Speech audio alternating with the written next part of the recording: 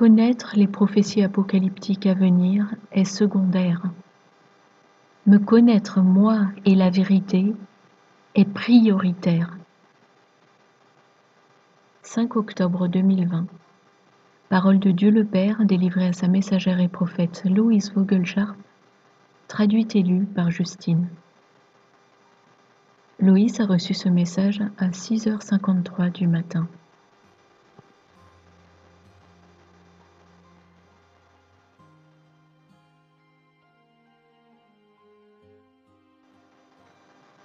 Mon peuple, vous voulez savoir tant de choses. Mais est-ce de la sagesse que de s'intéresser constamment à tout le mal qui vient sur la terre? Ne seriez-vous pas plus confiant si vous portiez votre attention sur mon amour et sur la façon dont je vais vous garder sous ma protection? Vous vous concentrez sur tant de choses négatives qu'il en résulte seulement de la contrariété pour votre âme. Et cependant, vous vous précipitez vers toute prophétie qui vous parle de pareilles moroses noirceurs. Ce qui va arriver sur la terre n'est pas quelque chose sur quoi vous devez vous appesantir. Pourtant, vous recherchez le sensationnalisme que tout cela suscite. Vous feriez bien mieux de développer vos oreilles spirituelles et apprendre à connaître ma parole, car la tromperie est la grande ennemie en cette époque où vous vivez. La plupart de ce que vous entendez n'est pas la vérité. Pourtant, vous recevez cela comme une parole d'évangile. Il est essentiel que vous connaissiez les évangiles. Et il est essentiel que vous sachiez qui est mien et qui ne l'est pas. Car ces derniers n'écouteront pas la bonne et saine doctrine au final. Mais ils suivront des illusions et fantasmes venant d'esprits imposteurs qui sont là pour amener le chaos et la confusion à une époque où l'attention devrait se concentrer sur la vérité. Quand feriez-vous à supposer que je vous révèle le calendrier de retour de Yahushua? Écouteriez-vous seulement ce que j'ai à vous dire? Quand vous êtes supposé être prêt? Je donne très rarement un calendrier précis, car même si je le faisais, les gens ne se prépareraient pas. Les ouragans viennent et repartent, et la plupart ne font rien pour se préparer face à leur survenue. Il en sera de même pour ce qui est du retour de Yahushua.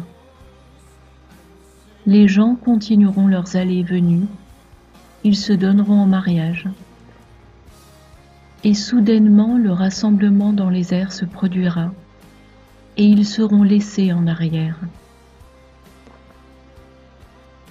Si tout ce que vous faites, c'est de prêter attention à ce qui va arriver, et que votre âme demeure attachée au monde, et non pas à mon royaume, vous ne ferez pas partie de la fête de mariage. Ce que je suis en train de vous expliquer, c'est que le plus important est d'accepter Yahushua et de marcher avec lui et devenir son épouse. Toutes les prophéties concernant le mal qui arrive et la terre qui se fend ne sauveront pas votre âme de l'enfer, mais uniquement l'acceptation de Yahushua et le fait de marcher avec lui dans son royaume. C'est là que vous serez à l'abri. Vous devez connaître la vérité de ma parole avant d'être obsédé par l'arrivée du prochain tremblement de terre ou de la prochaine inondation ou violente tempête. Vous devez être capable de discerner le mal au travers de mon esprit, de sorte que vous puissiez entendre et obéir et écouter ce que je vous dis de faire. Il est temps de vraiment faire votre choix de suivre Yahushua et d'apprendre comment faire partie de notre royaume sur terre. Vous aimer les uns les autres est vital, car sans cela, vous n'êtes pas mien. Je dois pouvoir vous parler en ayant votre attention et votre volonté à suivre la vérité. Ma parole est la vérité. La connaissez-vous seulement? Vous devriez regarder chaque vidéo qui vient de moi et écouter ce que j'ai à dire au travers de mes véritables prophètes. Votre âme accepte n'importe quelle chose qu'elle entend, sauf si vous cessez d'écouter ces choses. Ne programmez pas votre âme avec des mensonges. La tromperie est très réelle. Et l'Antéchrist est là pour piéger le plus grand nombre possible. Il est temps de chercher la réelle vérité et vous tenir prêt, car votre rédemption approche. Mais votre cœur sera-t-il prêt? Continuez de veiller et assurez-vous que vous faites plus qu'écouter les prophéties à venir sur les volcans et les séismes.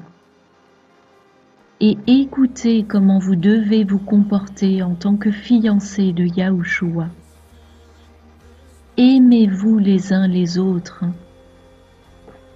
Guérissez-vous mutuellement par la prière et le jeûne. Et priez sans cesse. Avec amour, votre Père qui est dans les cieux.